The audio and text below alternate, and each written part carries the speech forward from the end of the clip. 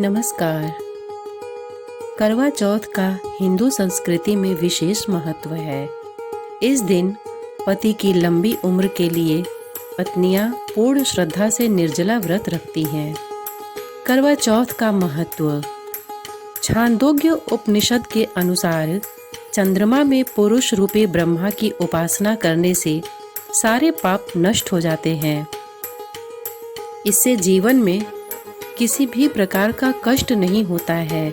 साथ ही साथ इससे लंबी और पूर्ण आयु की प्राप्ति होती है। करवा चौथ के व्रत में शिव, पार्वती, कार्तिकेय, गणेश तथा चंद्रमा का पूजन करना चाहिए। चंद्रोदय के बाद चंद्रमा को अर्घ्य देकर पूजा होती है। पूजा के बाद मिट्टी के करवे में चावल, उड़द की दाल, सुहाग की सामग्री रखकर सास अथवा सास के समकक्ष किसी सुहागन के पांव छूकर सुहाग सामग्री भेंट करनी चाहिए। महाभारत से संबंधित पौराणिक कथा के अनुसार पांडव पुत्र अर्जुन तपस्या करने नीलगिरी पर्वत पर चले जाते हैं। दूसरी ओर बाकी पांडवों पर कई प्रकार के संकट आ पड़ते हैं। द्रौपदी भगवान श्री कृष्ण से उपाय पूछती है। वह कहते हैं कि यदि वह कार्तिक कृष्ण चतुर्थी के दिन करवा चौथ का व्रत करे तो इन सभी संकटों से मुक्ति मिल सकती है। द्रौपदी विधि विधान सहित करवा चौथ का व्रत रखती हैं, जिससे उनके समस्त कष्ट दूर हो जाते हैं। इस प्रकार की कथाओं से करवा चौथ का महत्व हम सबके सामने आता है। सरगी का महत्व।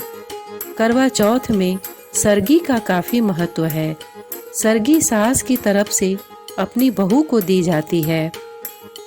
इसका सेवन महिलाएं करवा चौथ के दिन सूर्य निकलने से पहले तारों की छांव में करती हैं।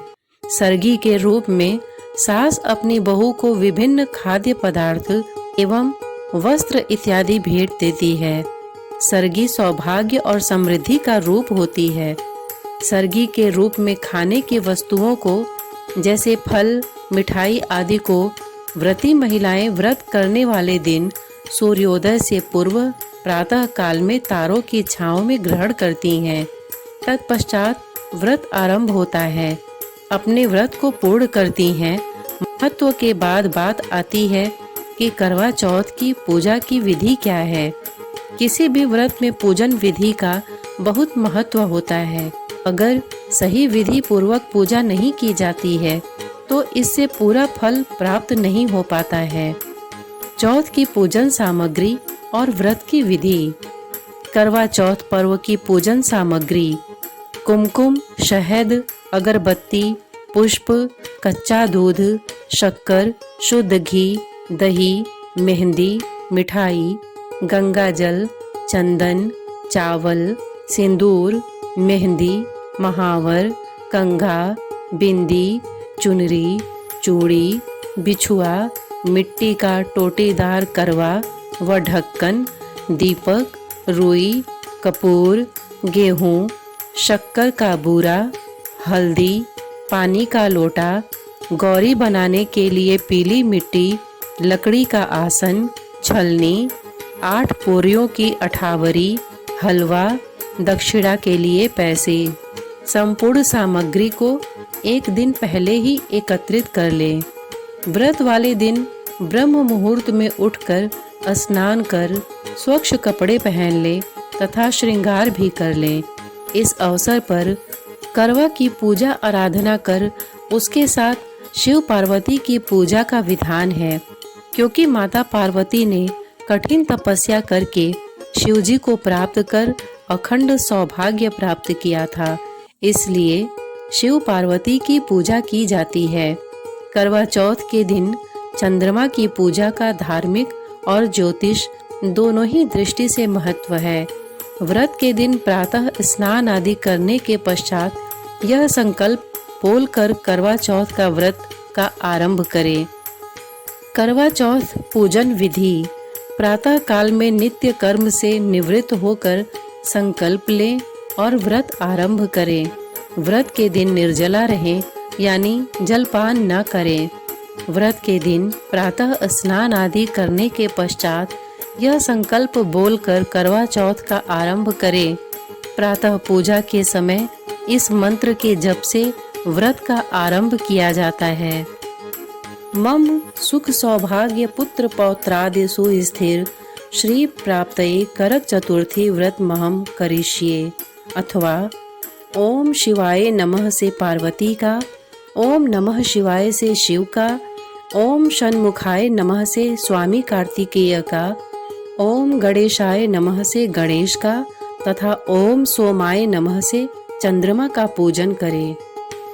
शाम के समय माँ पार्वती की प्रतिमा की गोद में श्री गणेश को विराजमान कर उन्हें बालू अथवा सफ़ेद मिट्टी की वेदी अथवा लकड़ी के आसार पर शिव पार्वती, स्वामी कार्तिकेय, गणेश एवं चंद्रमा की स्थापना करें। मूर्ति के अभाव में सुपारी पर नाड़ा बांधकर देवता की भावना करके स्थापित करें। पश्चात माँ पार्वती का सुहाग सामग्री आदि से श्रृंगार करें। भगवान शिव और माँ पार्वती की आराधना करें और कोरे करवे में पानी भरकर पूजा करें। एक लोटा, एक वस्त्र व एक विशेष करवा दक्षिणा के रूप में अर्पित करें। सौभाग्यवती स्त्रियां पूरे दिन का व्रत कर व्रत की कथा का श्रवण करें। चंद्रोदय के बाद चांद को अर्घ्य देकर अपने पति के हाथ से जल एवं मिष्ठान खाकर व्रत खोलें। करवा चौथ प्रथम कथा। बहुत समय पहले की बात है। एक साहूकार के 7 बेटे और उनकी एक बहन करवा थी। सभी सातों भाई अपनी बहन से बहुत प्यार करते थे, यहाँ तक कि वे पहले उसे खाना खिलाते और बाद में स्वयं खाते थे। एक बार उनकी बहन ससुराल से मायके आई हुई थी। शाम को भाई जब अपना व्यवसाय कारोबार बंद कर घर आए तो देखा उनकी बहन बहुत व्याकुल थी। सभी भाई खाना खाने बैठे और अपनी बहन से भी खाने का आग्रह करने लगे, लेकिन बहन ने बताया कि उसका आज करवा चौथ का निर्जल व्रत है और वह खाना सिर्फ चंद्रमा को देखकर उसे अर्घ्य देकर ही खा सकती है। चूंकि चंद्रमा अभी तक नहीं निकला है, इसलिए वह भूख प्यास से व्याकुल हो उठी है। सबसे छोटे भाई को अपनी बहन की हालत देखी नहीं जाती और वह दूर पीपल के पेड़ पर एक दीपक जलाकर चलनी की ओट में रख देता है। दूर से देखने पर वह ऐसा प्रतीत होता है कि जैसे चतुर्थी का चांद उदित हो रहा हो। इसके बाद भाई अपनी बहन को बताता है कि चांद निकल आया है, तुम उसे अर्घ्य देने के बाद भोजन कर सकती हो। बहन खुशी के मारे सीढ़ियों पर चढ़कर चांद को देखती है, उसे अर्घ्य देकर खाना खाने बैठ जाती है। वह पहला टुकड़ा मुंह में डालती है तो उसे छींक आ जाती है, दूसरा टुकड़ा डालती है तो उसमें बाल निकल आता है और जैसे ही तीसरा टुकड़ा मुंह में डालने की कोशिश करती है तो उसके पति की मृत्यु का समाचार उसे मिलता है। वह बौखला जाती है। उसकी भाभी उसे सच्चाई से अवगत कराती है कि उसके साथ ऐसा क्यों हुआ। करवा चौथ का व्रत गलत तरीके से टूटने के कारण देवता उससे नाराज हो गए हैं और उन्होंने ऐसा किया है। सच्चाई जानने के बाद करवा निश्चय करती है कि वह अपने पति का अंतिम संस्कार नहीं होने देगी और अपने सतीत्व से उन्हें पुनर्जीवन दिलाकर रहेगी। वह पूरे 1 साल तक अपने पति के शव के पास बैठी रहती है, उसकी देखभाल करती है। उसके ऊपर उगने वाली सुई नुमा घास को वह एकत्रित करती जाती है। 1 साल बाद फिर करवा चौथ का दिन आता है। उसकी सभी भाभियाँ करवा चौथ का व्रत रखती हैं। जब भाभियाँ उससे आशीर्वाद लेने आती हैं तो वह प्रत्येक भाभी से यम सुई ले लो, पिय सुई दे दो, मुझे भी अपने जैसी सुहागिन बना दो, ऐसा आग्रह करती है। लेकिन हर बार भाभी उसे अगली भाभी से आग्रह करने का कह चली जाती है। इस प्रकार जब 6ठे नंबर की भाभी आती है तो करवा उससे भी यही बात दोहराती है। यह भाभी उसे बताती है कि चूंकि सबसे छोटे भाई की वजह से उसका व्रत टूटा था, अतः उसकी पत्नी में ही वह शक्ति है कि वह तुम्हारे पति को दोबारा जीवित कर सकती है। इसलिए जब वह आए तो तुम उसे पकड़ लेना और जब तक वह तुम्हारे पति को जिंदा न कर दे उसे नहीं छोड़ना। ऐसा कह के वह चली जाती है। सबसे अंत में छोटी भाभी आती है। करवा उससे भी सुहागिन बनने का आग्रह करती है, लेकिन वह टाल मटोली करने लगती है। इसे देख करवा उन्हें जोर से पकड़ लेती है और अपने सुहाग को जिंदा करने के लिए कहती है। भाभी उसे छुड़ाने के लिए नोचती है, खसोटती है, लेकिन करवा नहीं छोड़ती है। अंत में उसकी तपस्या को देख भाभी पसीज जाती है और अपनी छोटी उंगली को चीरकर उसमें से अमृत उसके पति के मुंह में डाल देती है। करवा का पति तुरंत श्री गणेश कहता हुआ उठ बैठता है। इस प्रकार प्रभु कृपा से उसकी छोटी भाभी के माध्यम से करवा को अपना सुहाग वापस मिल जाता है। हे श्री गणेश, माँ गौरी, जिस प्रकार करवा को चिर सुहागन का वरदान आपसे मिला है, वैसा ही सब सुहागिनों को मिले। करवा चौथ द्वितीय कथा। इस कथा का सार यह है कि शाकप्रस्थपुर वेद धर्मा ब्राह्मण की विवाहिता पुत्री वीरवती ने करवा चौथ का व्रत किया था। नियमानुसार उसे चंद्रोदय के बाद भोजन करना था, परंतु उससे भूख नहीं सही गई और वह व्याकुल हो उठी। उसके भाइयों से अपनी बहन की व्याकुलता नहीं देखी गई और उन्होंने पीपल की आड़ में आतिशबाजी का सुंदर प्रकाश फैलाकर चंद्रोदय दिखा दिया और वीरवती को भोजन करा दिया। परिणाम यह हुआ कि उसका पति तत्काल अदृश्य हो गया। अधीर वीरवती ने 12 महीने तक प्रत्येक चतुर्थी को व्रत रखा और करवा चौथ के दिन उसकी तपस्या से उसका पति पुनः प्राप्त हो गया। करवा चौथ तृतीय कथा। एक समय की बात है कि एक करवा नाम की पतिव्रता स्त्री अपने पति के साथ नदी के किनारे के गांव में रहती थी। एक दिन उसका पति नदी में स्नान करने गया। स्नान करते समय वहां एक मगर ने उसका पैर पकड़ लिया। वह मनुष्य करवा करवा कह के अपनी पत्नी को पुकारने लगा। उसकी आवाज सुनकर उसकी पत्नी करवा भागी चली आई और आकर मगर को कच्चे धागे से बांध दिया। मगर को बांधकर यमराज के यहाँ पहुंची और यमराज से कहने लगी, हे भगवान, मगर ने मेरे पति का पैर पकड़ लिया है। उस मगर को पैर पकड़ने के अपराध में आप अपने बल से नरक में ले जाओ। यमराज बोले, अभी मगर की आयु शेष है, अतः मैं उसे नहीं मार सकता। इस पर करवा बोली, अगर आप ऐसा नहीं करोगे तो मैं आपको श्राप देकर नष्ट कर दूंगी।